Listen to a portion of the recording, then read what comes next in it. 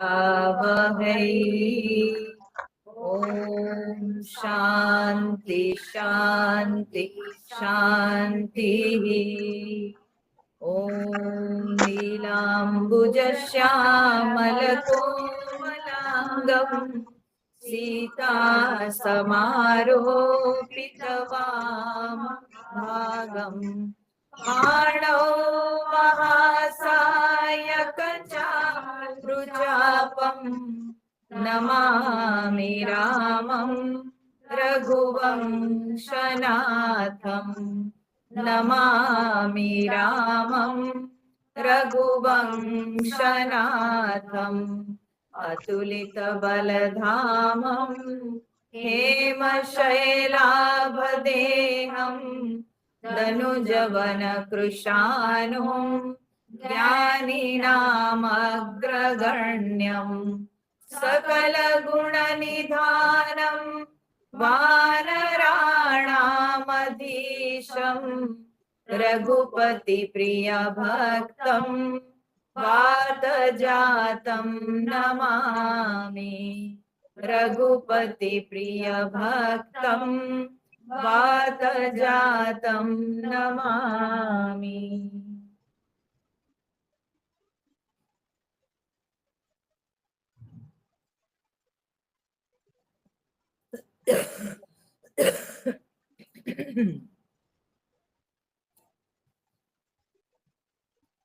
हम लोगों ने पिछले सत्संग में देखा कि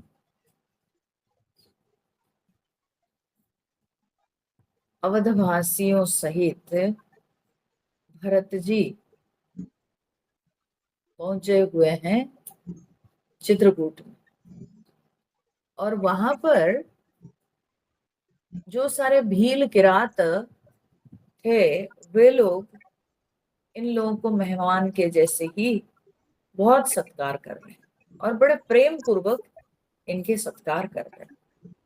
विभिन्न प्रकार के जंगल जात द्रव्य सब ला करके फल मूल आदि वे लोग दे रहे हैं बड़े प्रेम से इन सबको खाने के लिए। और ये लोग सोचते हैं कि भाई वे लोग तो जंगल में रहते हैं, उनके पास धन कहाँ, तो इसलिए ये लोग उसके मोल देना चाहते हैं। ठीक है, उन वस्तुओं के मोल देना चाहते हैं। जब उन वस्तुओं के मोल देना चाहते हैं तब ये भील किरात सब बड़े दुखी हो जाते हैं और कहते हैं कि आप ऐसे मोल दे करके क्यों हम लोगों को इतना कष्ट पहुंचा रहे हैं। हम लोगों को मोल नहीं चाहिए, ये हमारा सुकृत है कि आज आप लोग मिले हैं, आप लोगों की सेवा करने का मौका हम लोगों को मिला। तो ऐसे ये जंगल में रहने वाले लोगों के मन में इतनी प्रीति को देखकर अवधवासी बड़े प्रसन्न हो रहे हैं। ठीक है, अब आगे क्या है उसको वर्णन करते हैं गोस्वामी जी। तुम 250 नंबर दोहा के बाद हम लोग पाठ करेंगे।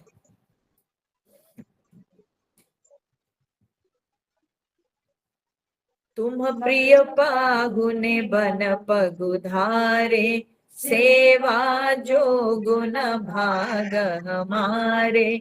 देव का हम तुम ही गोसाई, ईंधनु पात की रात बिताई।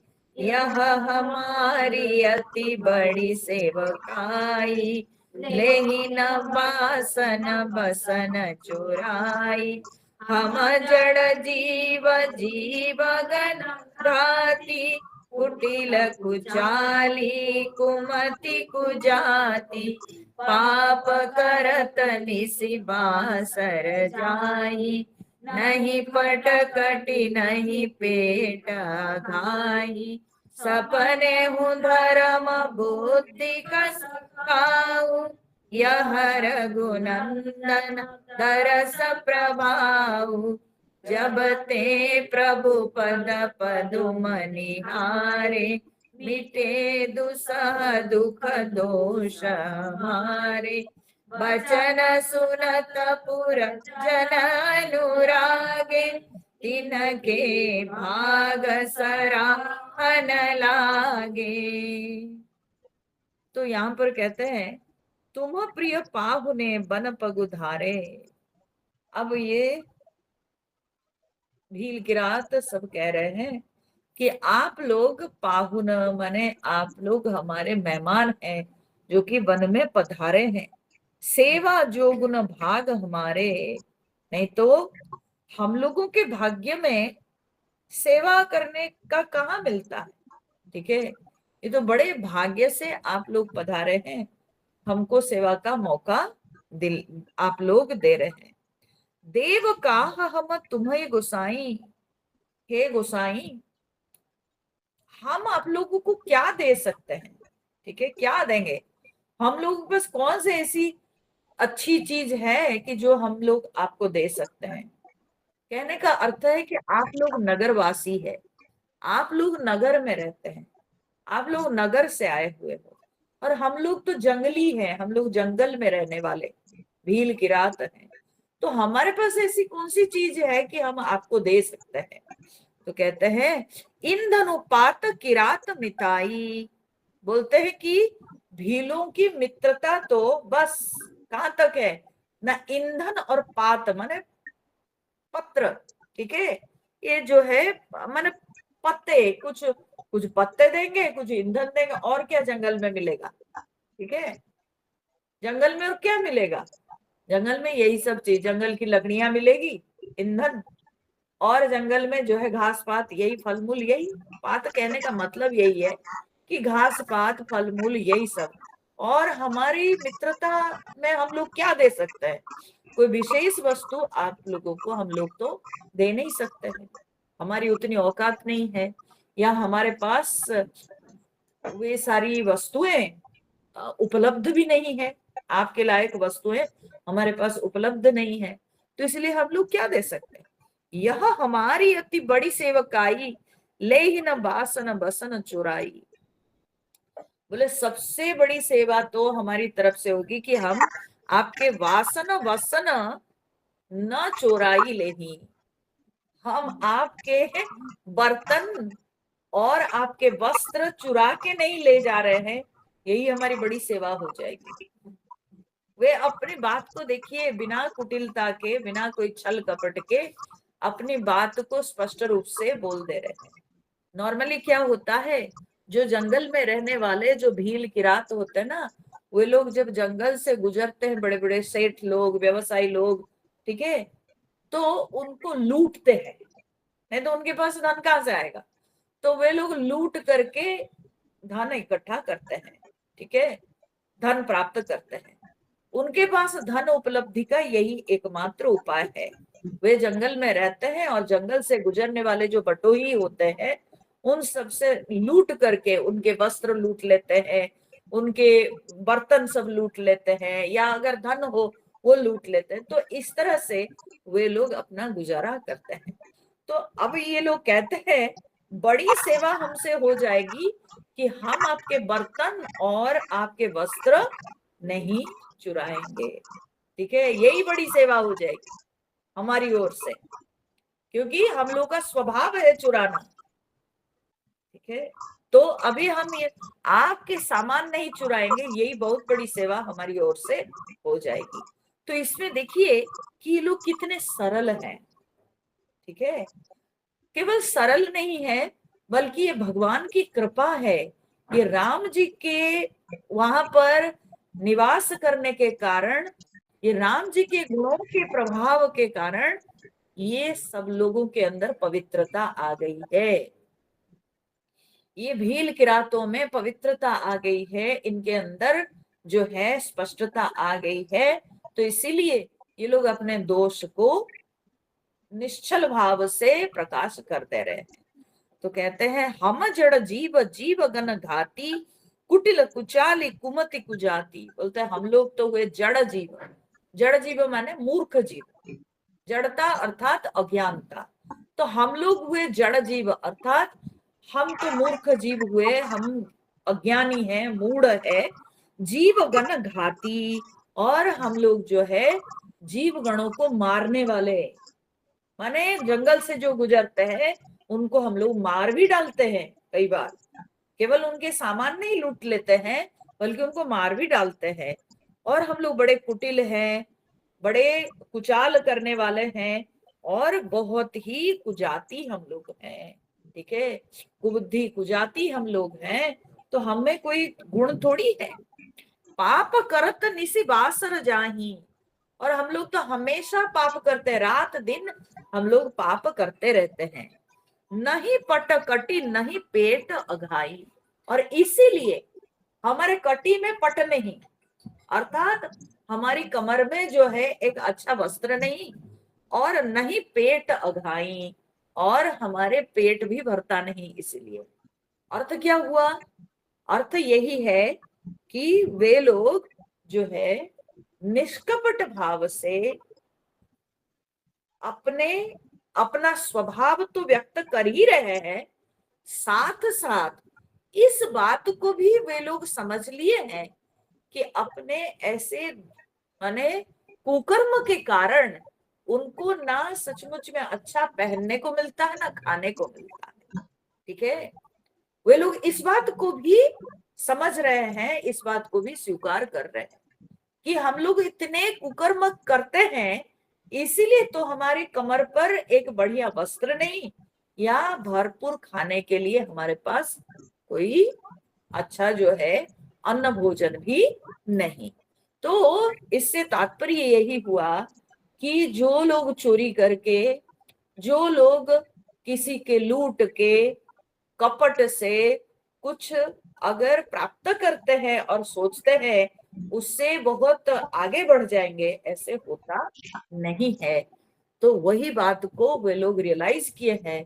तो कहते हैं इसीलिए तो हम लोग बस पहनने करने के लिए, हम लोग भी कभी कभी अपने माने दैनंदिन जीवन में भी इस बात को महसूस करते हैं, और हम लोग भी अपने बोलचाल की भाषा में हम लोग भी बोलते हैं, है ना। अरे वे लोग इतना देखो लूट करके, हाँ, रहते हैं, लूट के अपना चलाते हैं, इसलिए देखो ना उन लोगों के पास कहाँ खाने पीने के लिए है, ना कहाँ अच्छा घर है, ना कहाँ उनके बाल बच्चों की प्रगति होती है। बोलते हैं ना हम लोग, ऐसे ही बातें बोलते हैं। तो वही बात वे लोग भी कह रहे हैं यहाँ पर। बोले सपने हो धर्म बुद्धि कस काऊ, यह रघुनंदन दरस प्रभाऊ। बोले सपने में भी हमारे अंदर धर्म बुद्धि कहाँ, ये तो रघुनाथ जी के दर्शन के कारण संभव हो पाया है। आज ये जो बुद्धि हमारे अंदर आई है, इस बात को जो हम अनुभव कर रहे हैं, ये केवल राम जी के दर्शन के कारण संभव हो पाया है। नहीं तो आज तक हमको ये काम सब बुरा नहीं लग रहा था। दूसरे का लूटना, दूसरों को मारना, ठीक है, दूसरों के सामान छीन लेना, ये सब कार्य आज तक हमको बुरा नहीं लग रहा था। ये तो राम जी के दर्शन के कारण ही, राम जी के दर्शन का प्रभाव है कि जिस कारण से हम लोगों के अंदर आज ये बुद्धि जागृत हुई है। ठीक है, जब ते प्रभु पद पदुम निहारे, मिटे दुसह दुख दोष हमारे। जब से भगवान के चरण कमल को हम लोगों ने देखा, हमारे दुस्सह दुख मिट गए, और जो दोष भी हमारे हैं वो वे भी सब मिट गए। जब से प्रभु के चरण कमल का दर्शन हुआ, तब से हमारे दुख भी मिट गए और हमारे दोष भी मिट गए। बचन सुनत पुर जन अनुरागे, तिन के भाग सराहन लागे। ठीक है, अब ये अवधवासी जब सुन रहे हैं उनकी बातों को, तो वे लोग बड़े प्रेम में भर गए, उनका हृदय प्रेम में भर गया, और वे लोग बहुत सराहना करने लगे। ठीक है, ये भील किरातों की सराहना करने लगे, उनकी प्रशंसा करने लगे कि धन्य हो तुम लोग, तुम्हारा भाग्य सचमुच में कितना है कि आज राम आपके पास आए हैं और आप लोग श्री राम जी की सेवा कर रहे हो, उनका दर्शन कर पा रहे हो, और उसके चलते आप लोगों में इतना परिवर्तन हो पाया है। ये बहुत आप लोगों का बड़ा भाग्य है। तो उनके भाग्य की प्रशंसा करते हैं अवधपुरवासी। तो लागे सराहन भाग सब, अनुराग वचन सुना वही। तो कहते हैं कि अवधवासी सब उनके भाग्य की सराहना करने लगे और बड़े जो है प्रेम के वचन उनको सुनाने लगे। ठीक है, बड़े प्यार से उनके उन लोगों के साथ बातचीत करने लगे। और बोलनी मिलनी सिय राम चरण, सनेहु लखी सुख पावही। बोलते उन लोगों के जो बोलने का मिलने का जो ढंग था वो भी बहुत अच्छा लगा। और सिय राम चरण सनेहु लखी, और उन भील किरातों के अंदर सीताराम जी के चरणों के प्रति जो प्रेम, उसको देख करके अवधपुर वासियों को बहुत सुख मिला। बहुत वे लोग खुश हो गए कि हमारे राम को इतना ये लोग प्रेम कर रहे हैं, है ना। उनके लिए यह भी तो एक चिंता का विषय था। जब राम जी वन में आ रहे थे तो सबके अंदर यह भी एक बहुत बड़ी चिंता थी ना, कैसे राम वन में रहेंगे, पता नहीं भील किरात मार देंगे तो। लेकिन अब देख रहे हैं कि भील किरातों के अंदर इतना प्रेम जग गया है, अवधवासी बोल रहे हैं अरे ये तो हम लोगों से भी ज्यादा प्रेम कर रहे हैं। तो इसलिए एक साइड से तो चिंता खत्म हो गई, तो इसलिए उनको बड़ा सुख मिल रहा है। नर नारी निद रही नेहु निज, सुनी कोल भिल्लनी की गिरा। बोलते कि भील और किरातों के वचनों को सुन करके अवध के नर नारी जो है वे अपने स्नेह की निंदा कर रहे हैं। ठीक है, माने हमारा स्नेह तो इनकी तुलना में कुछ भी नहीं। ठीक है, देखो हम लोग हुए पढ़े लिखे, वे अपने आप को सोचते होंगे हम लोग हुए पढ़े लिखे, हाँ? और हमको राजा की तरफ से बहुत सुख सुविधा मिली है, इसलिए हम अगर राजा के प्रति प्रेम भाव दिखाते हैं, हम अगर राजा के पुत्र के प्रति प्रेम भाव दिखाते हैं, ये तो भाई लेन देन का भाव हुआ ना। राजा ने हमारे लिए सुविधा की है और हम राजा के प्रति अपना प्रेम व्यक्त करते हैं, तो इसमें कोई बड़ी बात नहीं। लेकिन ये भील की रात जो कभी देखे नहीं थे, पहचानते नहीं थे, हाँ, लेकिन इन लोगों ने जो प्रेम भाव दिखा रहे हैं राम जी के प्रति, जो स्नेह इन सब का, ये सचमुच में प्रशंसनीय है। इसीलिए अवधवासी अपने स्नेह की निंदा करने लगे, अपने प्रेम को कम समझने लगे। इन भील की रातों के प्रेम की तुलना में अपने प्रेम को ये लोग जो है बहुत कम समझने लगे। तुलसी कृपा रघुवंश मणि, की लोह ले लौका तिरा। ठीक है, तो तुलसीदास जी कहते हैं कि ये तो रघुवंश मणि श्री राम जी की कृपा है कि लोह ले लौका तिरा। लोह माने लौह, लौह माने लोहा। ठीक है, लोहा ले लौका तिरा।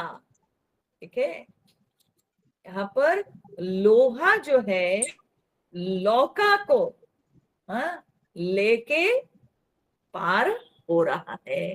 ठीक है, लोहा लौका, लौका का अर्थ यद्यपि गीता प्रेस के किताब में लौका का अर्थ नौका हुआ है, ठीक है, लेकिन इसका अर्थ जो अन्य विद्वानों ने किया है वो लौका मतलब कद्दू।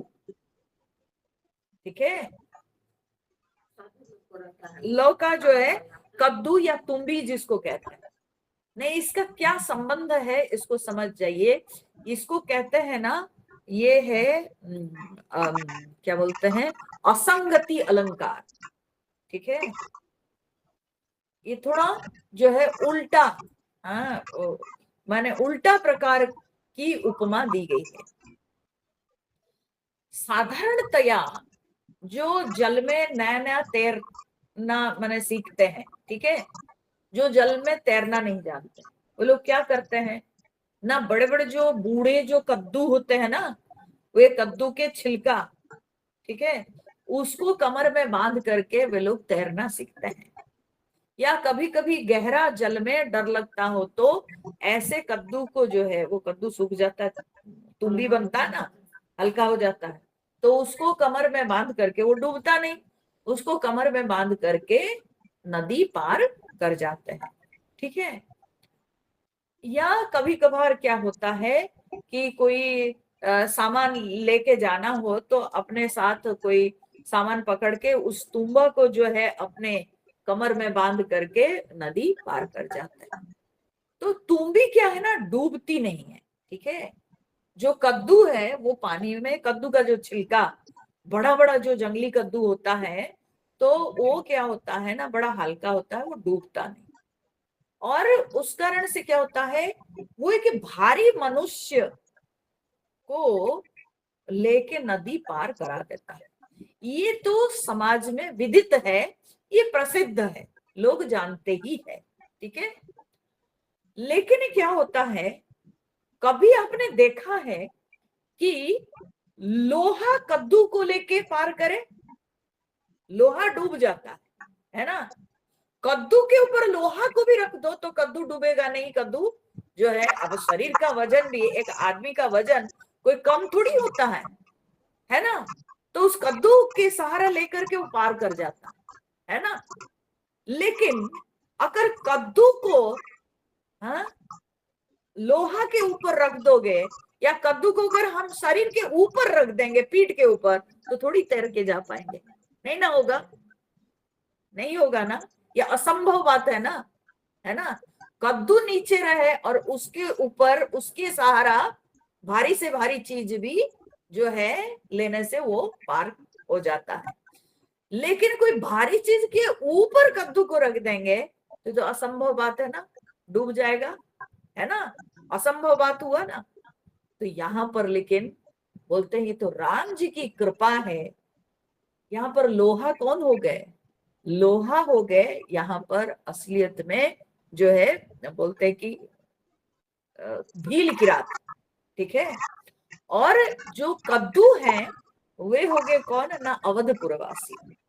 क्यों? क्योंकि वे लोग असलियत में भगवान राम जी के नगरी में जन्म लिए, राम जी को बचपन से दर्शन किए, राम जी की सेवा, राम जी का दर्शन, राम जी का स्पर्श को वे लोग सालों से प्राप्त किए, इसलिए कृतार्थ हो गए। ठीक है। होना चाहिए कि उनकी सहायता लेकर ये भील किरात पार हो जाते। ये भील किरात जिनके अंदर बड़ा पाप है, पाप का भार है। बात को अच्छी तरह से समझ लीजिए। ये लोग इतने पाप किए हैं, इतने अन्याय किए हैं, लूटे हैं, मारे हैं, ये सब करके ये लोगों के अंदर पाप का भार है। तो कौन किसकी सहायता लेके पार होना चाहिए? होना चाहिए कि अवधपुर वासियों की सहायता लेके भील किरात जिनके ऊपर पाप के भार है वे लोग पार हो जाते हैं। लेकिन यहाँ पर श्री राम जी की कृपा है कि अवधपुरवासी जो कि कृतार्थ हो गए हैं, भगवान के स्पर्श, भगवान के रूप का दर्शन करके जो पहले से कृतार्थ हो चुके हैं, वे कद्दू के समान जो कि हल्के हैं, आज लोहा के सहायता लेके पार हो रहे हैं। अर्थात जंगल में रहने वाले भील किरातों के अंदर इतना प्रेम, ठीक है, इतनी पवित्रता, वो देख करके वे लोग जो है गदगद हो जा रहे हैं। अपने आप उनके अंदर कृतकृत्यता आ रही है। तो इसलिए गोस्वामी तुलसीदास जी ये उल्टी उपमा का प्रयोग किए हैं कि यहाँ पर मानो कि लोहा, हाँ, जो है बोलते हैं लोह ले लौका तीरा, लोहा जो है लौका को लेके पार हो जा रहा है। ठीक है, समझे। तो इसीलिए ये जो है लौका को लेके, यानी अवधपुर वासियों को लेकर, ये जो भील किरात लोग, जंगल में रहने वाले भील किरात लोग जो कि पाप के भार से लोहा के समान भारी हैं, वे लोग ये संसार समुद्र पार हो जा रहे हैं, अवधपुर वासियों को अपने ऊपर लेके, जो कि ऑलरेडी कृतार्थ हैं, लेकिन आज ये उल्टी दिशा में, ये भगवान की कृपा के कारण आज जो है भगवान की कृपा उल्टी दिशा में बह रही है। आज भील की रात अवधपुर वासियों को कृतकृत्यता का अनुभव करा रहे हैं, और अवधपुर वासी भील की रातों की बातों को, प्रेम को सुन करके, देख करके वे गदगद हो जा रहे हैं कि वे जो है कृतकृत्य हो जा रहे हैं। तो इसीलिए यहाँ पर कहते हैं कि ये तो रघुवंश मणि श्री राम जी की कृपा है कि लोहा लौका को लेके पार हो जा रहा। आई समझ में? नहीं समझ में आई है ना? ये कितना उल्टी है ना? मेरे को भी बहुत टाइम लगा इसको समझने में। बोले ये किसी उल्टी बात है, बिल्कुल। तो विहरहि बन चहु और प्रतिदिन प्रमुदित लोग सब, जल ज्यो दादुर मोर भय पीन पावस प्रथम। बोलते हैं ये अवधवासी जो है, ये सब लोग दिन प्रतिदिन चित्रकूट के वन में घूमने लगे चारों ओर। बड़े आनंद पूर्वक जब वहां रहने लगे थे, तो बड़े आनंद पूर्वक वन में घूम के वन का आनंद लेने लगे, और इधर राम जी के सानिध्य उनको प्राप्त हो रहा था, इसलिए मन भी सबका बड़े बहुत ही प्रसन्न था। और ऐसे ये लोगों के अंदर सुख बढ़ने लगा दिन प्रतिदिन। कैसे? बोले जैसे कि जल से मेढक और मोर वे प्रथम पावस, प्रथम पावस माने प्रथम वर्षा, जब उनको पहली बारिश मिलती है, क्योंकि गर्मी में वे लोग सूख जाते हैं, ठीक है, गर्मी में सूख जाते हैं। तो मेढक और मोर को जब पहली बारिश के जल मिल जाता है, तो तब मोर नाचने लगता है, वो पंख फैलाने लगता है, और मेढक जो है वो फूल जाता है, मोटा हो जाता है।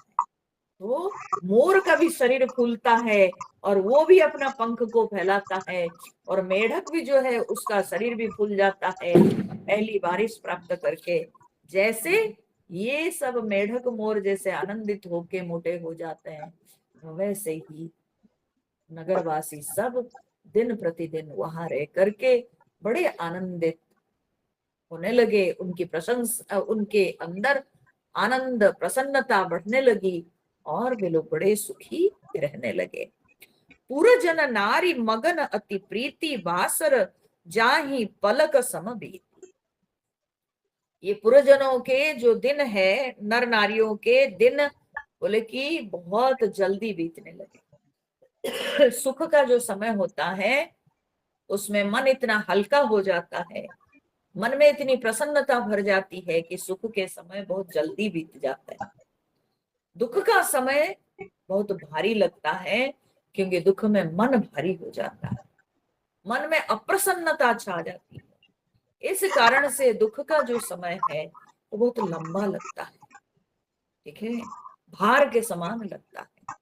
सुख का समय कितना भी लंबा सुख का समय क्यों ना हो, 2 दिन जैसे लगता है, देखते देखते बीत जाते हैं, ठीक है, देखते देखते बीत जाते हैं। तो इसीलिए यहाँ पर कहते हैं नगर के नर नारी इतने प्रेम में मग्न थे कि वासर जाहि पलक सम बीती, दिन उनके जो है एक एक पल के समान बीत गए। सिय सासु प्रतिवेश बनाई सादर करई सरिस सेवकई। तो अब सीता जी के बाद, अब पुरजनों की बात खत्म, यहां तक जो है वर्णन हो गया। अब सीता जी क्या कर रही थी? तो बोले सीता जी अपने सासुओं की सेवा कर रही थी। जानते हैं, हमको बड़ा आश्चर्य लगा। मैं आज ही अचानक, भगवान की ये तो ये कहो, मैं ऐसे सुन रही थी एक यूट्यूब में, एक माने विद्वान, एक विदुषी नारी के जो है मैं लेक्चर सुन रही थी। तो उसमें उन्होंने कहा कि कई ग्रंथों में जो दशरथ जी की आयु 60,000 है केवल नहीं, बोले उनके लिए ये 60,000 नंबर इतना महत्वपूर्ण था। उनकी पत्नियां भी 60,000 थी, ठीक है। उनकी सेना 60,000, मैंने 60,000 अक्षौहिणी सेना, ठीक है। उनके सब कुछ 60,000 थे। और ये मैंने बहुत काफी मैंने जो रिसर्च किए हुए हैं, ऐसे विद्वान लोगों का एक जो है कांग्रीगेशन था, उसमें वो टॉक दे रही थी और वो बता रही थी। ये मैं आज सुनी, ठीक है। उसके बाद फिर मैंने पढ़ा भी, ठीक है, इसके ऊपर। जब इसके ऊपर मैं पढ़ रही थी विभिन्न प्रकार के ये सब कमेंट्री, तो उसमें भी कहीं कहीं लिखा गया है कि दशरथ जी के करीब 750 800 रानियां थी, ठीक है। पर इतनी सारे, अभी तक हम लोग क्या नॉर्मली सोचते आए हैं कि 3 रानियां, ठीक है, कौशल्या कैकेयी सुमित्रा, बस नहीं, ऐसे नहीं, बहु रानी, बहुत सारी रानियां थी। और बहुत सारी रानियां मतलब वो कई 100 कहिए या हजारों में कहिए, ठीक है, ऐसे। तो इतनी रानियां उनकी थी और सब आई हुई थी, ठीक है, सब आई हुई थी। सबका प्रेम था राम जी में। राम जी हुए परमेश्वर, तो इसलिए राम जी के प्रति भिन्न आकर्षण था, ठीक है। तो ये केवल कौशल्या कैकेयी सुमित्रा आई थी ऐसे नहीं, अन्य सभी रानियां भी आई हुई थी, ठीक है। तो सीता जी क्या कर रही थी, बोले सी सासु प्रति देश बनाई, सादर करई सरिस सेवकाई।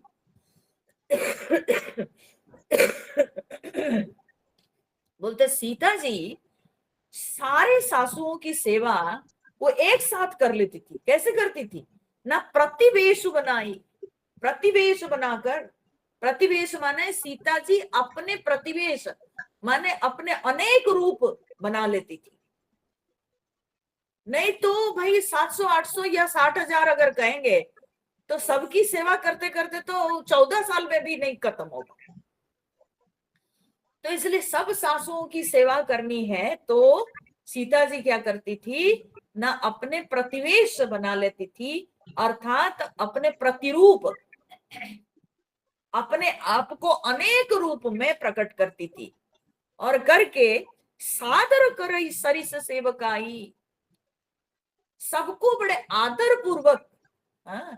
सरिस का यहाँ पर 2 प्रकार के अर्थ हो सकता है। सरिस का अर्थ होता है कि तुल्य, समान, ठीक है। तो सबकी सेवा एक समान करती थी। कोई मेरी सास, कोई कैकेयी के प्रति उनके मन में कोई तिक्तता नहीं थी, कोई घृणा भाव नहीं था, मतलब सबको एक समान, एक तुल्य सभी सासुओं की सेवा करते थी सीता जी। और दूसरे भी सरिस शब्द का अर्थ है जो सास को जिस तरह की सेवा की जरूरत है उसके समान सेवा देती थी। भाई किसी के घुटने में दर्द होगा, किसी के कमर में दर्द होगा, किसी के सिर दर्द होता होगा, सब एक समान थोड़ी होंगी, है ना। तो सरिस सेवकाई अर्थात जिनको जिस प्रकार की सेवा की जरूरत है, हा? तो उनको उस प्रकार की सेवा सीता जी देती थी, अपने प्रतिरूप बनाकर, अनेक रूप बनाकर सीता जी जो है सबको सेवा देती थी। लखान मरमु राम बिनु काहू, माया सबस्य माया माहू। और इस बात को, इस मर्म को राम जी के अलावे दूसरे कोई समझ नहीं पाए, ठीक है। इसी के जैसे ही सिमिलर भाव के आप लोग पढ़े हो, मैं जब भागवत पढ़ाती थी, भगवान श्री कृष्ण अपने जो 16,008 पत्नियां, ठीक है, उन सब के संग भगवान जब रमते थे तो सबके महल में एक साथ भगवान जो है दिखाई पड़ते थे, एक समान सबके महल में। नारद जी जब आए हुए थे एक बार घूमने के लिए द्वारका में, देखने के लिए कि भगवान श्री कृष्ण का परिवार घर गृहस्थी कैसे चल रही है थोड़ा मैं देखूं। अब नारद जी जो महल में जाते हैं वहां एक कृष्ण को देखते हैं। प्रत्येक पत्नी का अलग महल था, तो प्रत्येक महल में वे एक कृष्ण देखे। नारद जी बोले वाह रे वाह प्रभु, हाँ आपको कौन जीत सकता है। तो आप तो कमाल कर दिए हो, आप सबको संतुष्ट कर रखे हो और अपने जो है अनेक रूप बना दिए। तो इस तरह से जो है भगवान, जैसे हम लोग भागवत में पढ़े कि भगवान अपनी माया शक्ति से अपने आप को अनेक रूप में प्रकट करके सब पत्नियों के संग रहे, और कोई पत्नी को समझ में नहीं आया, कोई पत्नी कभी दिमाग नहीं लगाई कि एक कृष्ण 16,008 के पास कैसे रहते हैं, ठीक है, कैसे संभव है। लेकिन किसी के दिमाग काम नहीं किया। उसी प्रकार से यहाँ कोई सास सोच नहीं पाई कि एक सीता हम 700-800 की सेवा कैसे कर रही है, आपस में कभी चर्चा भी नहीं की, ठीक है। तो ये मर्म को भगवान राम जी के अलावा और कोई समझ नहीं पाए, कोई इस मर्म को लक्ष्य नहीं कर पाए, कोई इसका भेद नहीं समझ पाए। तो क्यों नहीं, क्यों कैसे सीता जी ऐसे कर पाती थी। तो गोस्वामी जी कहते हैं माया सब सिय माया माहू, क्योंकि समस्त माया सीता जी की माया में ही समाई हुई है। दुनिया की जितनी माया, ठीक है, नर माया है ना, मनुष्यों के जो छल कपट, वो भी तो एक माया का रूप है। तो नर माया, ठीक है, देव माया, हाँ? फिर आसुरी माया, तो कितनी प्रकार की माया है। तो बोलते सब माया समाई हुई है सीता जी की माया में, ठीक है, क्योंकि सीता जी स्वयं योग माया है। तो जब वो स्वयं योग माया है तो दूसरे किसी के माया वहां क्या चलेगी, दूसरी किसी की बुद्धि क्या चलेगी, और सीता जी की माया को कौन समझ सकता है। जब खुद योग माया माया रची हुई है तो तब उनकी माया को समझने की शक्ति किसको है, कैसे कोई समझ सकता है। तो इसलिए सब माया सीता जी के माया में समाई हुई है, सीता जी की माया से बढ़कर कोई माया नहीं। तो इसलिए जब सीता जी अनेक रूप में प्रकट हो गई, कोई इस मर्म को, कोई इस भेद को समझ नहीं पाया, केवल राम जी ही समझ रहे, उनके अलावा दूसरा कोई भी समझ नहीं पाया। सिंह सासु सेवा बस कीनी, तिन लही सुख सिख आशीष दीनी। और सीता जी जब सासुओं की सेवा कर रही थी तो वे सब सासुएं जो है बड़े प्रसन्न हो करके वे सब उनको आशीर्वाद दे रही थी, और बड़े जो है उनको सुंदर सीख दे रही थी, ठीक है, शिक्षा दे रही थी। सीता जी को जब ये सेवा कर रही थी उनकी, तो बहुत अच्छी शिक्षा सब सासुएं देने लगी, ठीक है। तो सीता जी को शिक्षा भी दे रही थी, आशीर्वाद दे रही थी, और सीता जी सबकी सेवा भी कर ले रही थी। लखी सिय सहित सरल दो भाई, कुटिल रानी पछितानी अघाई। अब क्या हुआ ना, कैकेयी भी तो थी। कैकेयी ने जब देखा सीता जी के साथ ये दोनों भाई राम और लक्ष्मण, ये दोनों भाई की सरलता को जब वो देखी, तब उनके मन में पछतावा होने लगा। तब वो पछताई कि मैं क्यों इनके साथ इतना चल, कितने अच्छे हैं राम, ठीक है, इतने पाप करने के बाद भी, इतना छल करने के बाद भी इन्होंने लेकिन मेरे प्रति कहीं मन में दुर्भावना नहीं रखे। सीता जी उनकी भी सेवा करती थी जाके, तो इसीलिए उनके मन में पछतावा होने लगा। उनको लगने लगा कि मैं क्यों आखिर उनके साथ ऐसा छल की, क्यों ऐसे कपट मैंने किया, ये तो मेरी ओर से बहुत बड़ी गलती हो गई। तो कैकेयी ये बात को सोचने लगी, खूब जो है पछतावा उनको होने लगा। अवनी जमहि जाचती कैकेयी, महीन बीचु विधि मीचु न दे। फिर कैकेयी जो है वो अवनी, अवनी माने धरती, जमहि माने यमराज, ठीक है। तो धरती माता और यमराज को वो याचना करती रही, ठीक है, वो प्रार्थना करती रही कि महीन बीचु विधि मीचु न दे। तो क्या प्रार्थना करती रही वो, हाँ? क्या प्रार्थना करती रही? कैकेयी जो है वो धरती को प्रार्थना कर रही है और यमराज को प्रार्थना कर रही है, याचना कर रही, मांग रही। तो मांग रही है कि हे धरती माता, मैं जो पाप की हूं मैं कैसे मुंह दिखा सकती हूँ, ठीक है, मैं ये पाप को लेकर के मैं जी नहीं सकती हूँ, इसलिए तुम बीज मेरे को दे दो, माने बीज से तुम जो है फट जाओ, अलग हो जाओ और मैं उसमें समा जाऊं, ठीक है। कभी कभी हम लोग भी कहते हैं ना कि धरती फट जाए, हम जो है उसके अंदर समा जाएं, कैसे हम जिएंगे, इतना कष्ट उठा के कैसे जिएंगे।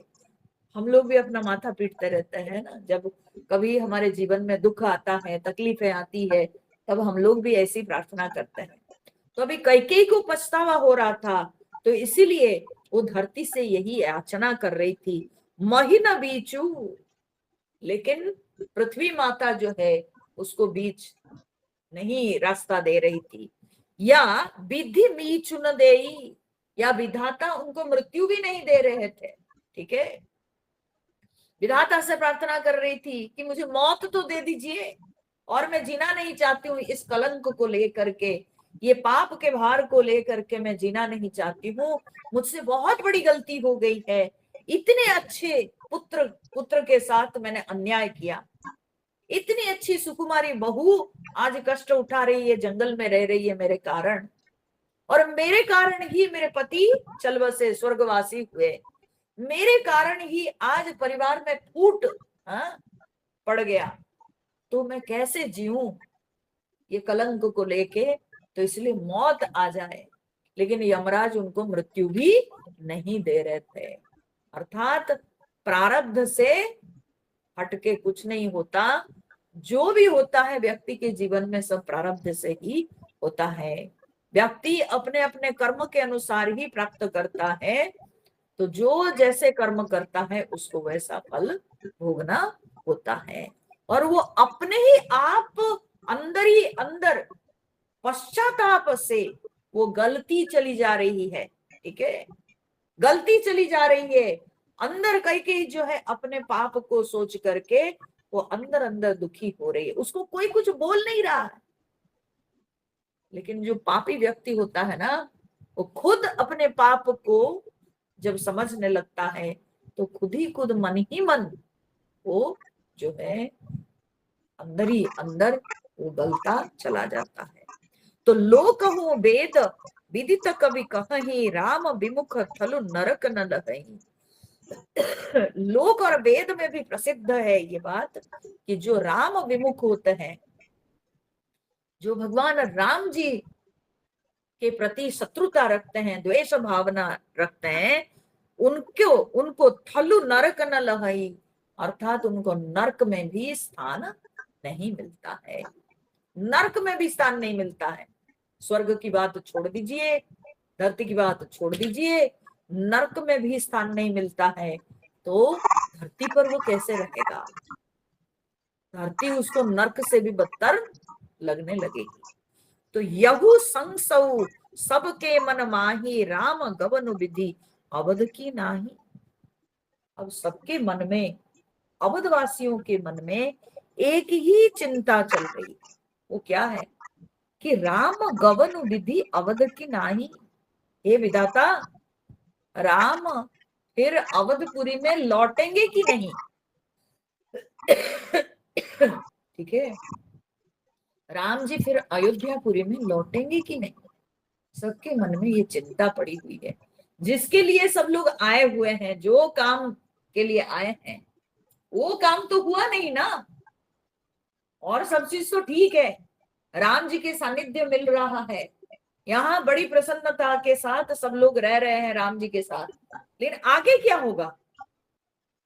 अगर राम जी लौटेंगे नहीं तो फिर तो राम जी से अलग होंगे, राम जी का विरह फिर सबको झेलना पड़ेगा, वो भी 1-2 दिन नहीं, 14 साल। तो इसलिए सबके मन में ये चिंता बनी हुई है कि राम जी लौटेंगे कि नहीं। तो निसी न नींद नहीं भूख दिन, भरत विकल सुचि सोच। भरत जी तो विकल हो रहे हैं, इतनी चिंता में भरत जी पड़े हुए हैं कि उनको जो है रात को नींद नहीं आती है, दिन में भूख नहीं लगती है, और उनके अंदर बोलते हैं कि सुचि सोच, ये पवित्र सोच, उनका जो शोक है, भरत जी की जो चिंता है वो पवित्र चिंता, ठीक है। ऐसे चिंता को अपवित्र कहा जाता है, शास्त्र में चिंता को अपवित्र कहते हैं, ठीक है, क्योंकि चिंता जो है वो व्यक्ति को मार डालती है।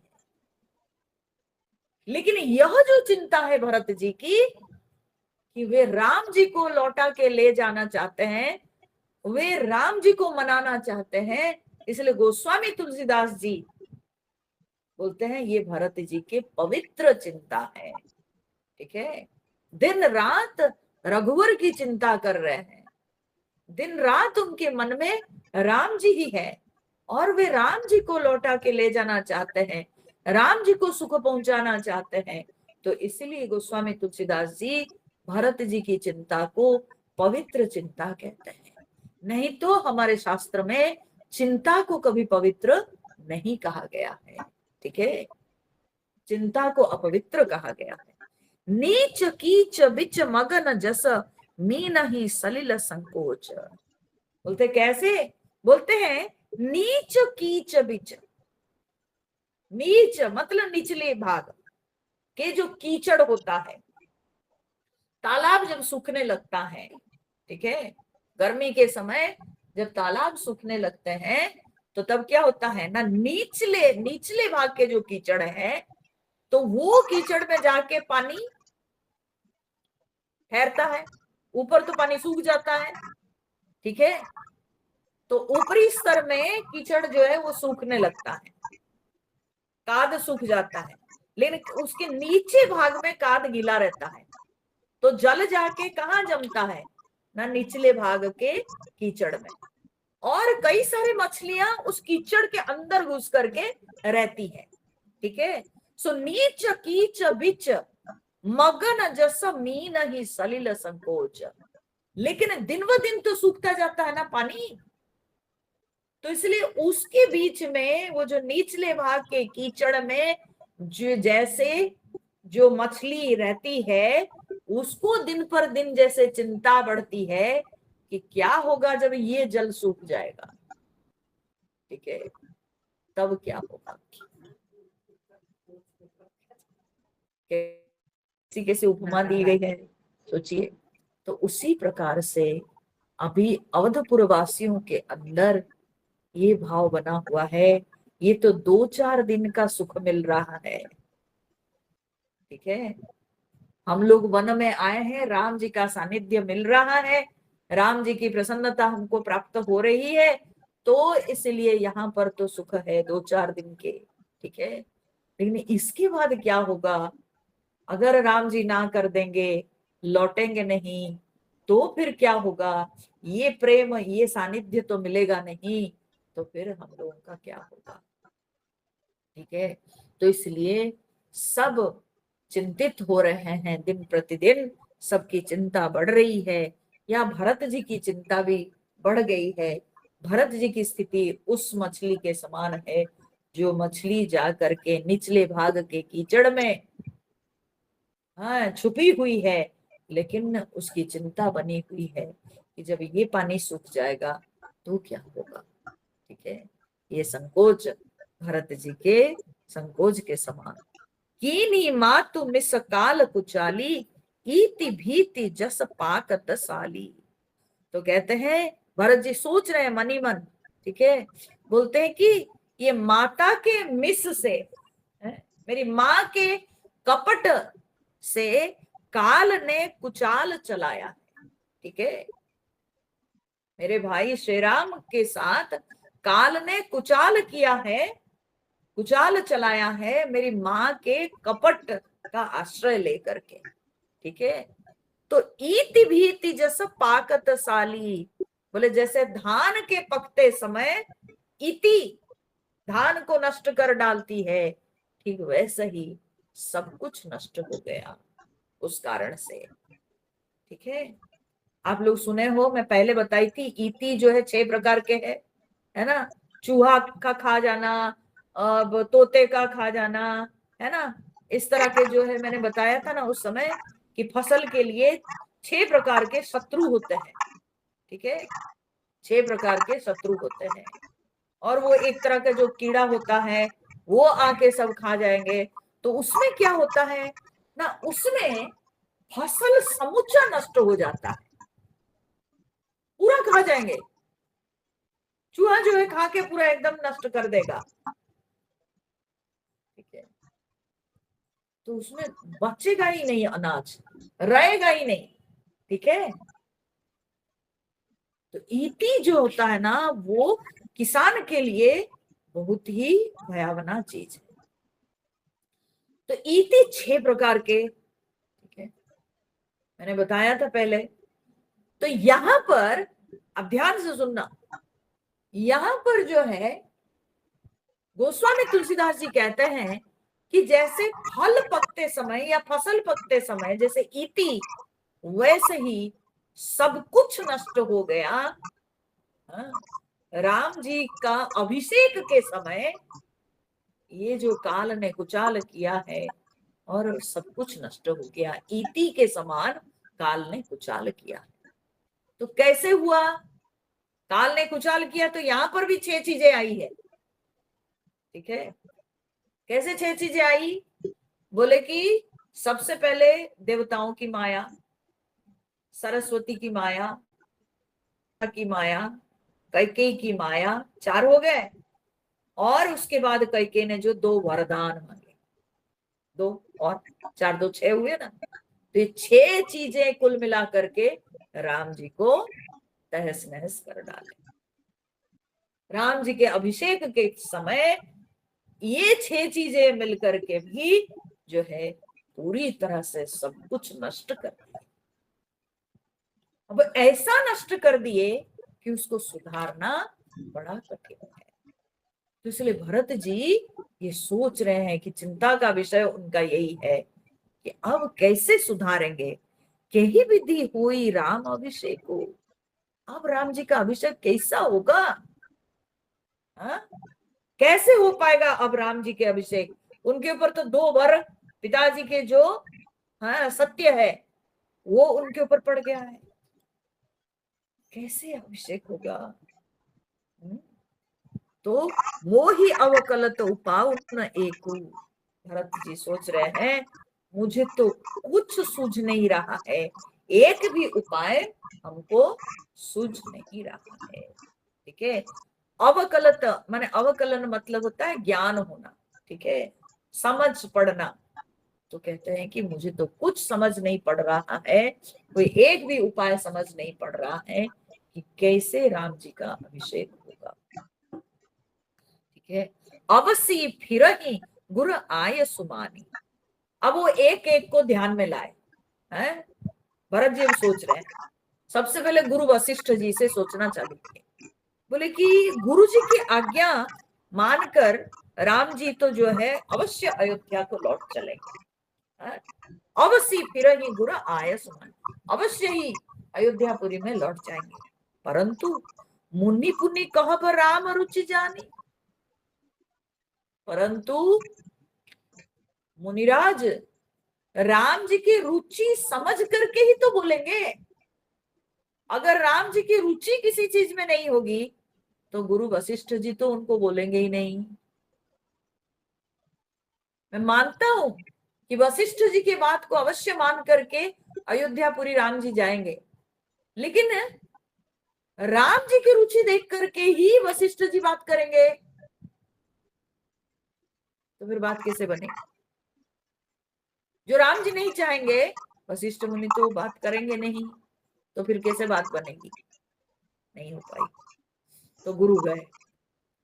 माँ बोले कि पिता से बढ़कर के माता है, तो इसलिए माँ अगर बोलेगी तो शायद मान जाएंगे। बोले माँ तू कहे हूं बहु रही रघुराऊ, अगर माता कहेगी तो राम जी हो सकता है बहु रही, माने लौटेंगे। मैं बोली थी ना, इसी से हम लोग के उड़ीसा में बहुड़ा शब्द आया। धीरे धीरे उसी को बाहुड़ा कहते हैं, बहु रही। ठीक है, माने लौटते हैं। हाँ? उल्टी रथ कहते हैं ना, आप लोग बोलते हैं ना उल्टा रथ, हम लोग कहते हैं बाहुड़ा रथ।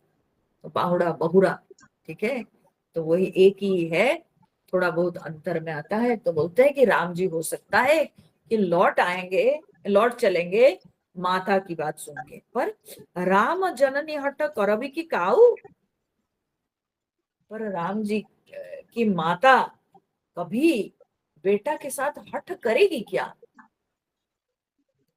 अगर कोई चीज बेटा को पसंद नहीं, बेटा को अच्छा ना लगे, तो माँ हो करके कभी वो हठ करेगी क्या?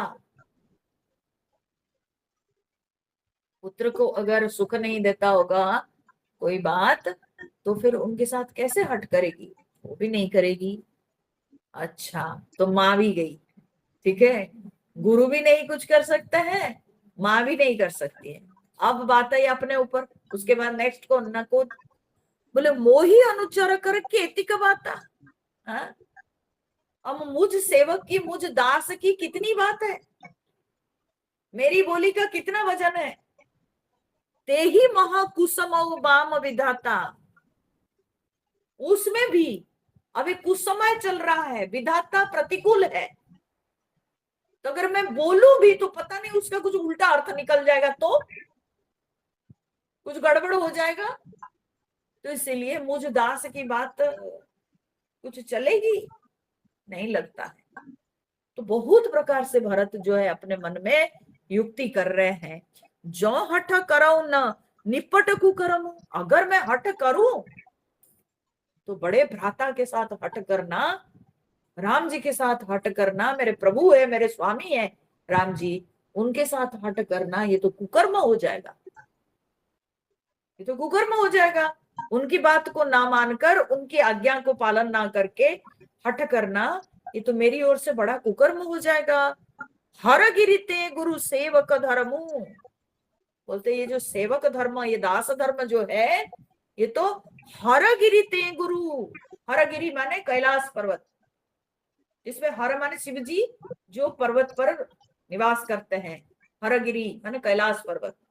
बोले कैलाश पर्वत से भी गुरु भारी है सेवक धर्म, दास धर्म। इतना सहज नहीं है, इतना आसान नहीं है। तो दास को कई बार तो उसको कई बातें अच्छी ना लगे, अच्छी ना लगे तब भी उसको स्वामी के बात को मानना पड़ता है। तो मैं तो सेवक हूं, मैं तो दास हूं, तो इसलिए मैं कैसे हठ कर सकता हूं अपने प्रभु के साथ? तो कुकर्म हो जाएगा, पाप हो जाएगा, अन्याय हो जाएगा हमसे। इसलिए मैं भी क्या करूं? तो फिर तो कोई कुछ नहीं कर सकते हैं। तो भरत जी जो है बड़े लाचार हो गए, चिंता करते करते थक भी जा रहे हैं अपनी चिंता से कि कोई कुछ नहीं कर सकता है। तो एक जुगति न मन ठहरानी, बोलते एक भी युक्ति मन में ठहरती नहीं, एक भी कोई उपाय सूझता नहीं। सोचत भरत ही रहनी बिहानी, ऐसे सोचते सोचते रात बीत गई। प्रात नहाई प्रभु ही सिर नाई, अब जब सवेरा हो गया तो प्रातः काल उठ करके जा करके प्रभु के चरणों में प्रणाम किए भरत जी। प्रभु के चरणों में प्रणाम करके बैठे हुए हैं। जब पठ ऋषय बुलाई, उसी समय वशिष्ठ मुनि बुलाए, उनकी बुलाहट आ गई। तो भरत जी जो है गुरुपद कमल प्रणाम करी बैठे आए सुपाई, भरत जी दौड़ के आए, आके गुरु जी के चरणों में प्रणाम करके उनके चरणों में बैठ गए, हाथ जोड़ के बैठ गए, उनकी आज्ञा प्राप्त करके वहां पर बैठ गए। विप्र महाजन सचिव सब जुरे सभासद आई। अर्थात राम जी लक्ष्मण जी एक जगह बैठे हुए हैं, वशिष्ठ मुनि अब जो है एक दूसरी सभा का आयोजन किया, उसमें उन्होंने भरत जी को बुलाया है, और भरत जी वहां पर आके पहुंचे हैं, और वहां पर सारे सभासद नगरवासी सब लोग, सब रानियां, ये सब के सब वहां पर उपस्थित हैं। ठीक है, सबकी उपस्थिति में अब वशिष्ठ जी ने कहा, बोले मुनिवरु समय समाना सुनहु सभासद भरत सुजाना। मुनिवर ने कहा कि हे सभासद, हे सुजान भरत, आप सुनिए, जो मैं बता रहा हूं उस बात को आप सुनिए। धर्म धुरी न भानु कुल भानु, राम जी जो है वो धर्म में धुरंधर है, और सूर्य वंश के सूर्य है राम। राजा राम स्व बस भगवानु, और राजा राम जो है, देखो यहाँ पर उन्होंने राम जी को राजा रूप से जो है संबोधन करते हैं, या राजा विशेषण प्रयोग करते हैं। ठीक है, तो बोलते हैं कि क्यों राजा संबोधन करते हैं, वो आगे इसमें स्पष्ट होगा। ठीक है, आगे उनके जब बातों को हम पूरा सुनेंगे तो स्पष्ट होगा। तो कहते हैं वो स्ववश भगवानु, वो स्वतंत्र है, वे भगवान है, वे स्वतंत्र है। माने राम जी के स्वरूप का अभी वशिष्ठ मुनि सारे सभासद नगरवासी सबके सामने प्रकट कर रहे हैं, सबको समझा रहे हैं। बोलते हे सभासद, हे भरत, तुम सुनो, राम जी स्वतंत्र है, वे भगवान है। ठीक है, और सत्य संध पालक श्रुति सेतु, वे सत्य संकल्प है। ठीक है, वे जो है सत्य प्रतिज्ञा है, और धर्म मर्यादा के रक्षक हैं। राम जन्म जग मंगल हेतु, राम जी का अवतार जो हुआ है वो जगत के मंगल के लिए हुआ है। गुरु पितु मातु वचन अनुसारी, खल दलु दलन देव हितकारी, वे गुरु पिता माता के वचनों के अनुसार चलने वाले। ठीक है, धर्म का पालन करने वाले।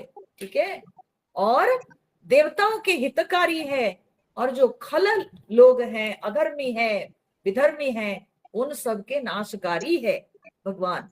नीति प्रीति परमार्थ स्वार्थु, हाँ, तो बोलते नीति प्रेम परमार्थ, और फिर बोलते हैं कि स्वार्थ को श्री राम जी के समान बोलते को न राम सम जान जथारथु। ठीक है, राम जी के समान यथार्थ अर्थात तत्व से कोई नहीं समझते। ठीक है, नीति नियम प्रेम परमार्थ ये सब के विषय को यथार्थ रूप से राम जी से बढ़कर कोई नहीं समझती है। विधि हरि हरु शशि रवि दिशि पाला, माया जीव कर्म कुली काला।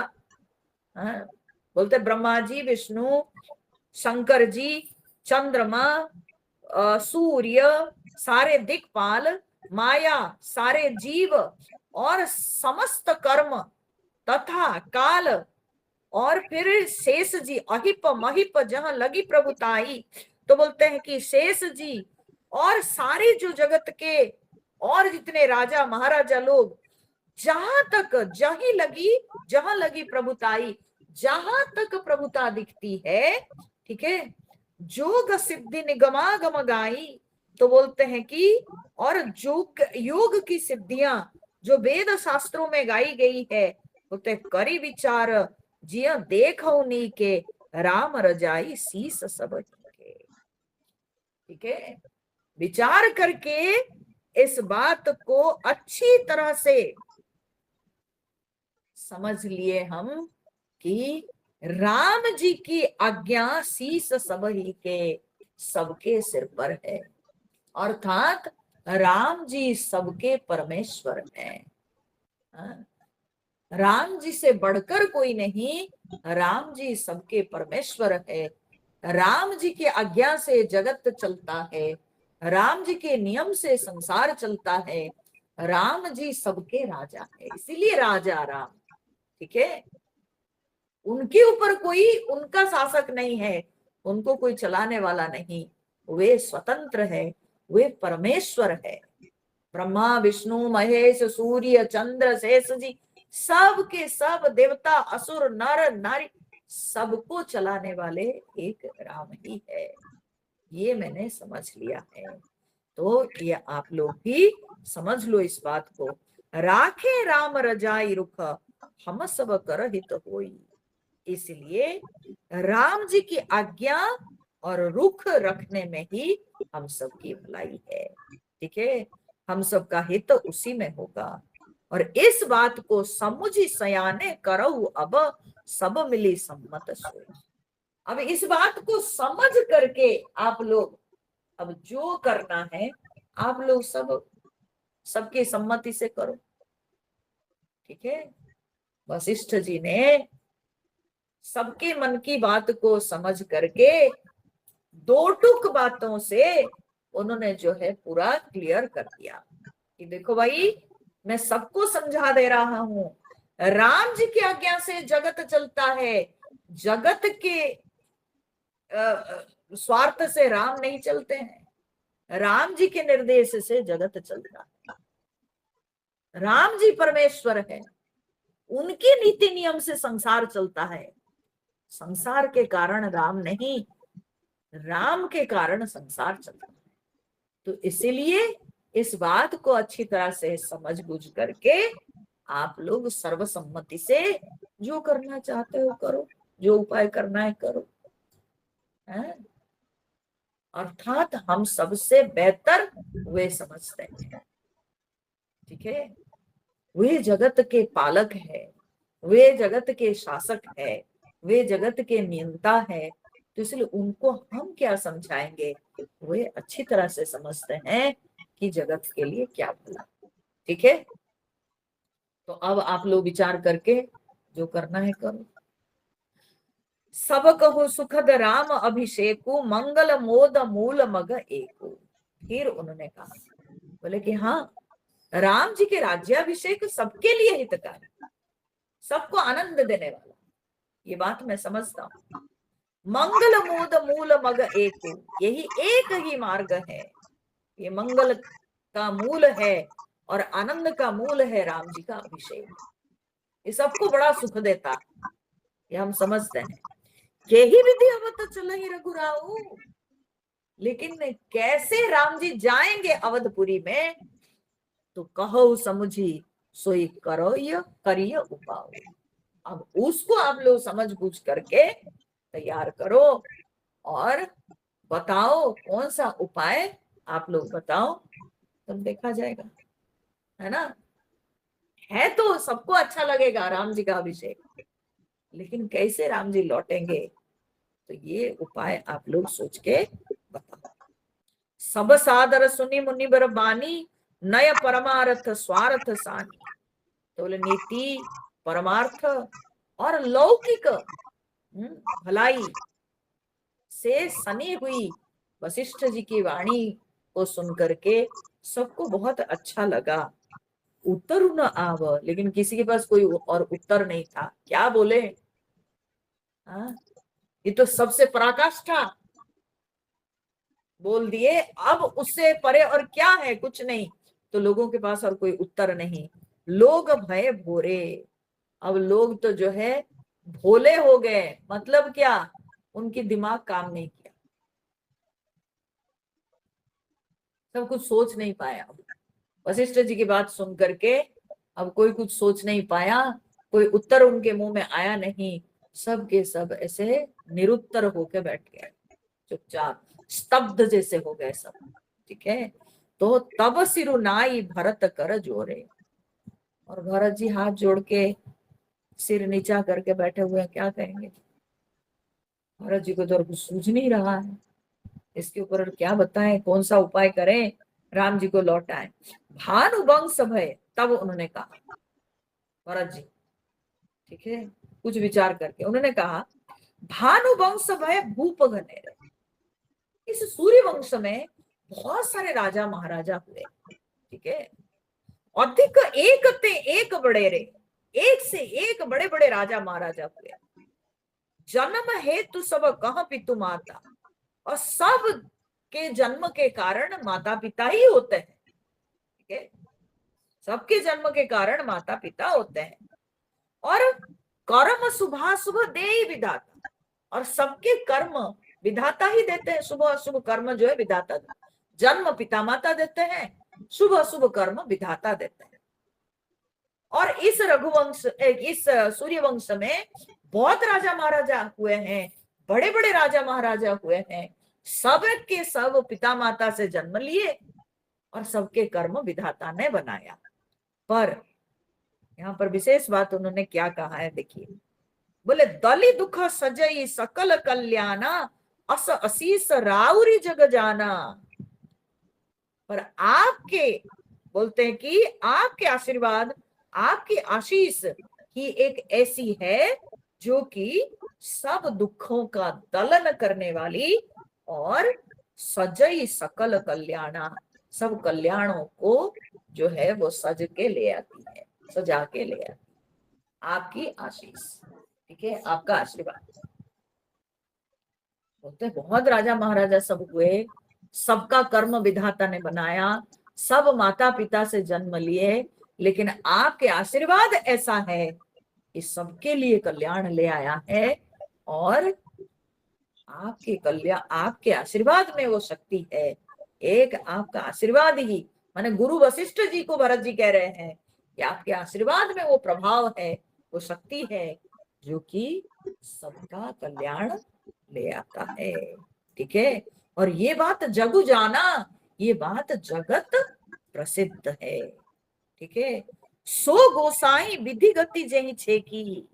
बोलते हे गोस्वामी, हे स्वामी, आपने तो विधाता की गति को भी रोक दिया। विधि गति छे की, आपने तो विधाता की गति को भी रोक दिया है।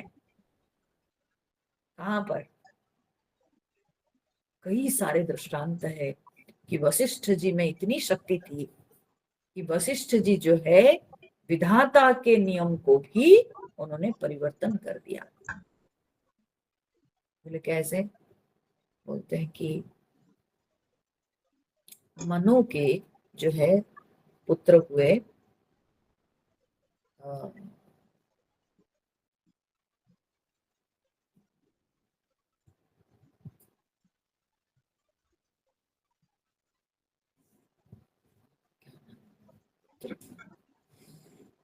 क्या वैवस्वत मनु और उनकी पत्नी श्रद्धा से हुए।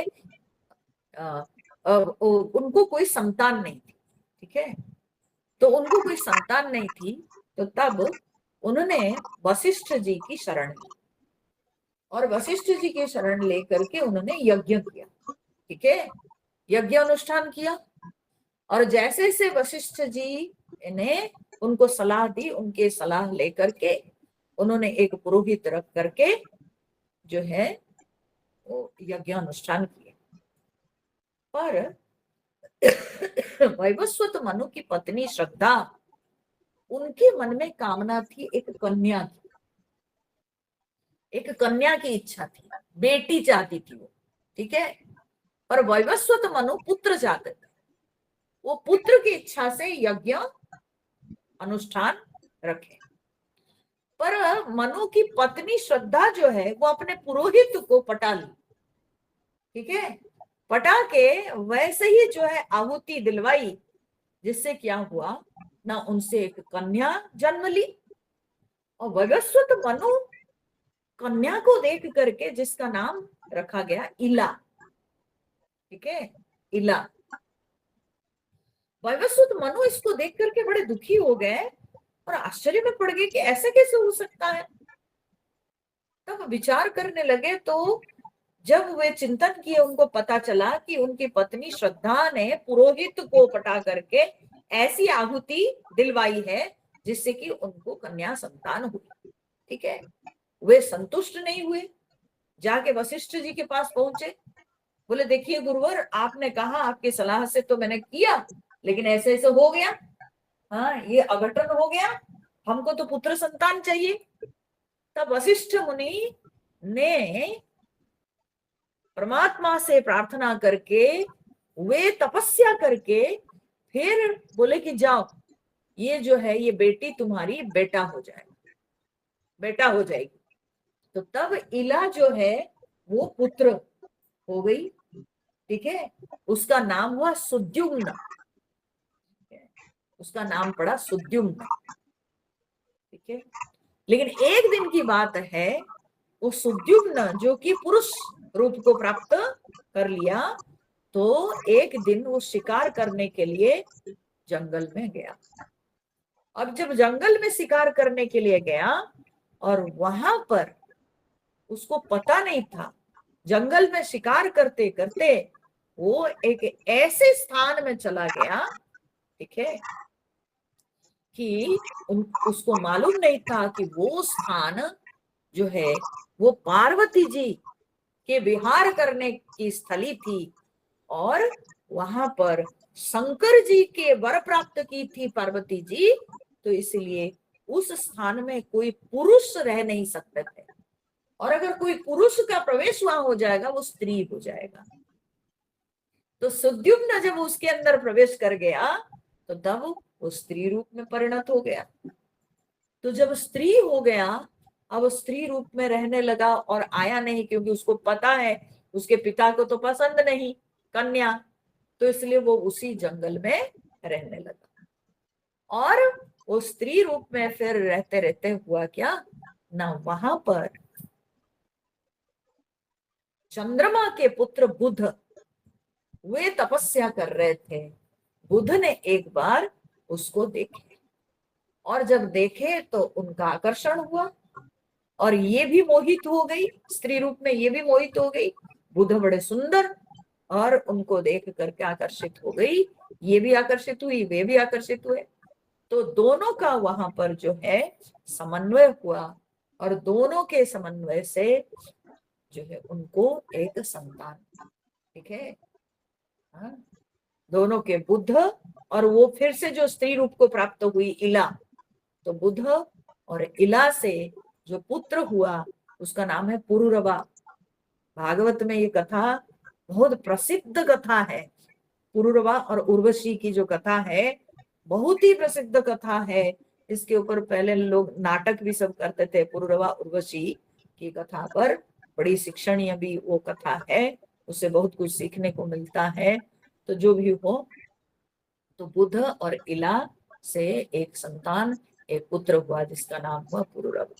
लेकिन अब क्या हुआ, ये इला रूप में यहाँ रही, अपने नगर में लौट नहीं पा रही थी, तो बड़ी दुखी हुई, और फिर उसने जो है वशिष्ठ जी को स्मरण की, और तब वशिष्ठ ऋषि आकर के शंकर भगवान की तपस्या करके शंकर जी को प्रसन्न करके फिर जो है शंकर जी के वरदान प्राप्त किए। तब शंकर जी ने कहा ये 1 महीना स्त्री रूप में रहेगा, 1 महीना पुरुष हो जाएगा। ठीक है, तो स्त्री रूप में वो बुध के साथ रहती थी, और पुरुष रूप में आके अपने नगर कार्य देखते। ठीक है, इस तरह से जो है इधर पिता के पास पुत्र रूप में आ जाते थे 1 महीना, और 1 महीना उधर बुध के साथ जाके स्त्री रूप में रहते थे। तो ये जो है बड़ा अद्भुत है, ये वशिष्ठ जी के कारण संभव हो पाया। जो चीज असंभव है, असंभव को भी संभव करने वाले वशिष्ठ जी। और भी एक इन्हीं के वंश की कथा आती है। दिलीप, राजा दिलीप के पुत्र थे रघु। उनकी जन्म कुंडली में कुछ ऐसे ये था, योग था कि इनका जब विवाह होगा, ठीक है, तो विवाह मंडप पर, विवाह वेदी पर जब ये 7 फेरे लेंगे, तो अंतिम फेरा में इनकी मृत्यु होगी। तो इसलिए बहुत दिन तक रघु विवाह नहीं कर रहे थे। ठीक है, अब कब तक इनके विवाह नहीं करेंगे? तो राजा दिलीप वशिष्ठ जी की सहायता लेकर, वशिष्ठ मुनि से प्रार्थना करके उन्होंने जो है कहा कितने दिन तक ये विवाह नहीं करेंगे, फिर हमारा वंश कैसे चलेगा? तब वशिष्ठ जी ने उनको कहा कि ठीक है, चलो इसका विवाह करो। तो तब पुरोहित बुला करके जब उनके विवाह कार्य हुआ, तो खूब दृढ़ रूप से उनके जो है विवाह गांठ डाल दी गई थी। ठीक है, उनकी पत्नी और इनके तो गांठ जोड़ जो हुआ। उसके बाद वशिष्ठ जी बैठे हुए हैं। उसके बाद जब फेरे लेने लगे, तो जब चौथा फेरा हो गया, सामने तब थे रघु और पीछे थी उनकी पत्नी, ठीक है, दुल्हन। और जब 4 फेरे ले लिए तब वशिष्ठ जी रोक दिए उनको, बोले कि 7 फेरा कंप्लीट नहीं करना। तो 4 फेरा लेने के बाद उनको बोले पलट जाओ। तब कन्या आगे आ गई, दुल्हन आगे आ गई और रघु पीछे हो गए। ठीक है, रघु पीछे हो गए। और उसके बाद उसकी गिनती क्या करने लगे, क्योंकि वो उल्टी दिशा में होने लगा, तो उसकी गिनती 5 6 7 ना करके 1 2 3 किए। समझ गए? अग्नि के जो फेरा लगाना है, तो 4 फेरे किए, वर पे सामने और दुल्हन पीछे, और जो 3 फेरा लगाए उसको उल्टा फेरा कराए, और उसमें कन्या दुल्हन आगे और वर पीछे, और उसकी गिनती भी 5 6 7 ना करके 1 2 3 की। तो 7 फेरा तो हुआ नहीं ना। ठीक है, तो इस तरह से जो है करके रघु को मृत्यु से बचा ली। ठीक है, तो 7 फेरा हुआ ही नहीं। तो उसके बाद वशिष्ठ जी के इस प्रकार के जो है युक्ति के कारण, इस प्रकार के उनका जो बुद्धि के कारण रघु का जीवन की रक्षा हो गई। और उसी के बाद से ये परंपरा चालू हुई कि जो है पहले दूल्हा जो है सामने रहता है, दुल्हन पीछे रहती है, फेरे लगाते हैं, फिर दुल्हन जो है आगे आती है और दूल्हा पीछे रहता है, फिर वो फेरा लगाया जाता है।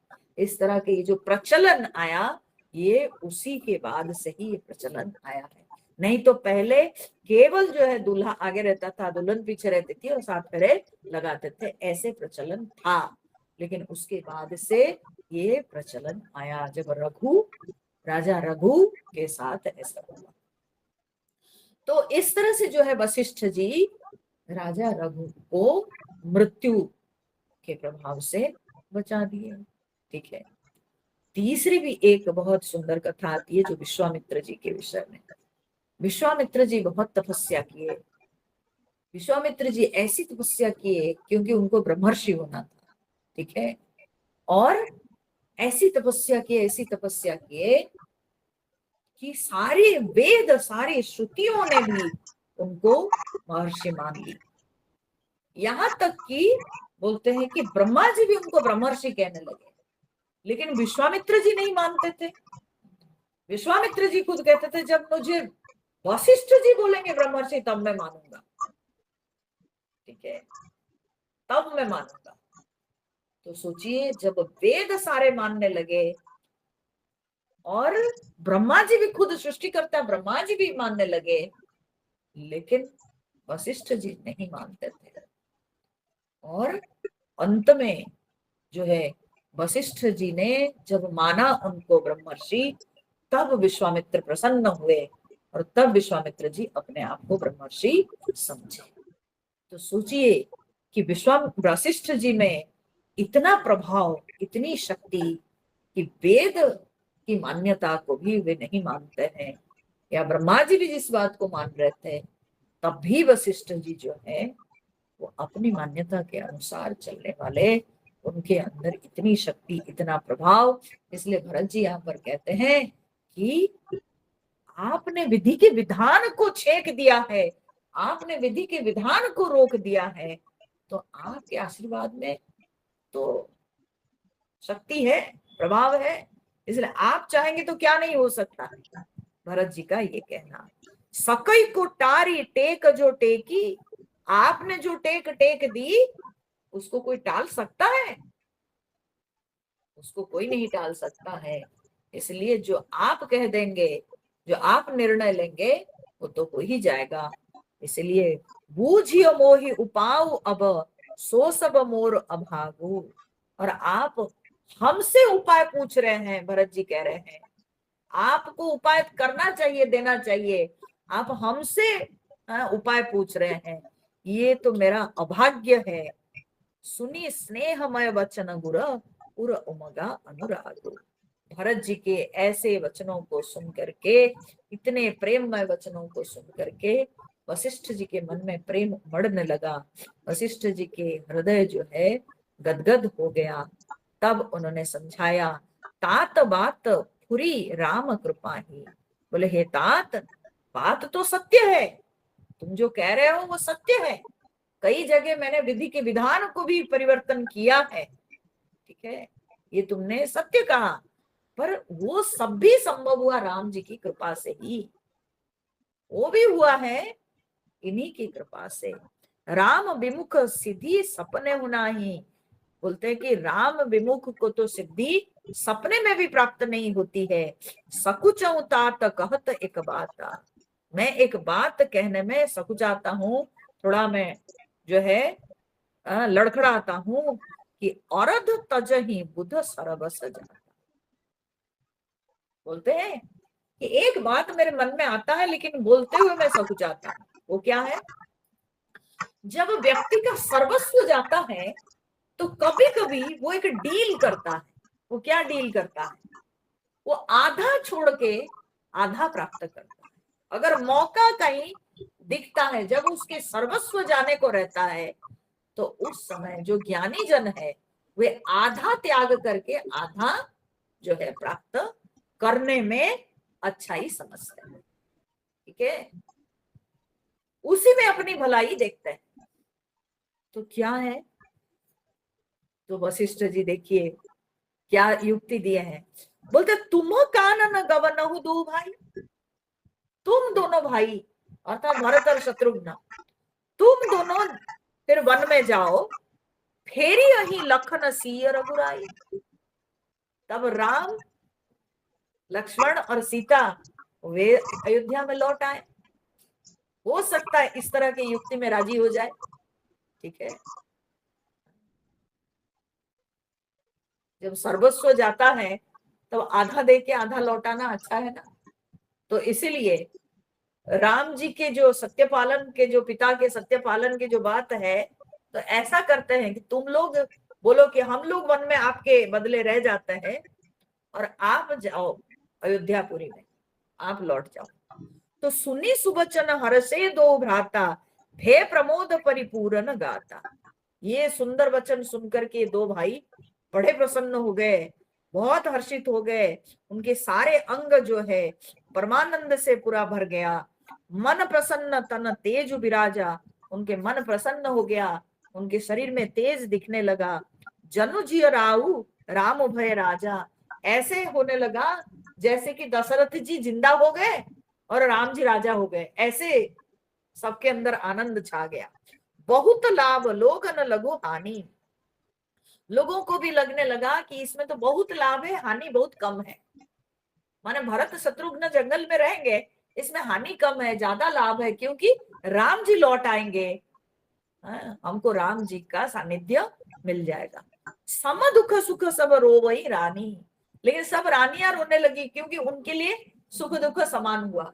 दो पुत्र, कोई दो पुत्र जो है वन में रहेंगे, तो इसलिए उनके लिए तो सुख दुख समान ही हो गया। कहीं भरत मुनि कहा सो कीने, फलु जग जीवन अभिमत दीने। अब भरत जी कहने लगे कि मुनि ने जो कहा बस वही करने से जगत के लिए सुख ही सुख है, मंगल ही मंगल है, और सब जीवों के जीवन अभिमत दीने, सब जीवों के इच्छित वस्तु मिल जाएगी। ठीक है, जो सब प्राणी चाहते हैं यही, तो इसलिए मिल जाएगी। कान न करो जन्म भरी वासु, एहि ते अधिक न मोर सुपासु। बोलते अरे राम जी के लिए मैं तो जिंदगी भर भी वन में रहने को तैयार हूं। ठीक है, मैं जीवन भर जंगल में रहूंगा। देखो इसमें दो बातें हैं। भरत जी को लग रहा था कि ये जो एक कलंक मेरे ऊपर लगा है, मेरे कारण राम जी को वनवास मिला है, ये कलंक से भी मैं बच जाऊंगा। ठीक है, और अवधवासियों को सुख मिल जाएगा। ठीक है, तो बृहत्तर सुख के लिए मैं राम जी से अलग रहने को तैयार हूँ, मैं वन में रहूंगा और राम जी जाके अयोध्यापुरी संभाले, तो इसलिए मैं जीवन भर जंगल में रहने को तैयार हूँ। यही ते अधिक न मोर सुपासु, इससे बड़ा सुख मेरे लिए और कुछ नहीं है। अंतर जामि राम सिय तुम सर्वज्ञ सुजान, राम जी और सीता जी तो सबके हृदय को जानने वाले हैं और आप भी सर्वज्ञ हैं। तो जौ फुर कहो तनाथ निज, कीजिए वचन प्रवान। बोलते कि यदि आप सत्य कह रहे हैं तो फिर आप अपने वचनों को प्रमाण सिद्ध करके दिखाइए। ठीक है। वशिष्ठ मुनि से भरत जी ने कहा कि प्रभु, आप जो बोले हैं अगर सत्य बोले हैं तो फिर इसको आप सिद्ध करके दिखाइए। मैं वन में रहने को तैयार हूँ, मेरी ओर से जो है बिल्कुल मैं तैयार हूँ। तो अब राम जी को लौटाना है अयोध्यापुरी में, उसको सत्य करके दिखाइए। तो आगे क्या होता है, भरत जी के वचन को सुन करके फिर सभा में सब लोग बड़े सुखी हो जाते हैं, सबके अंदर बड़ा उत्साह आ जाता है। और फिर आगे जब राम जी के पास जाते हैं क्या होता है उसको हम लोग कल सुनेंगे। ठीक है, आज के लिए इतना ही।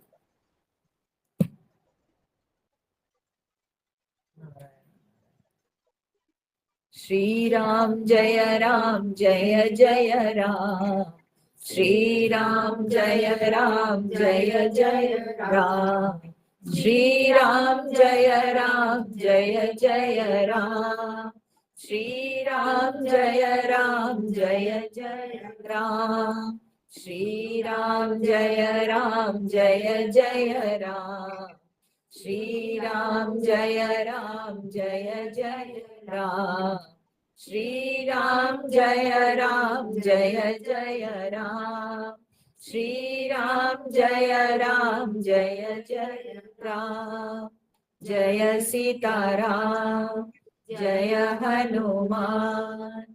बोलिए सियावर रामचंद्र भगवान की जय, पवन सुत हनुमान की जय, उमापति महादेव की जय, बोलो भाई सब संतन की जय।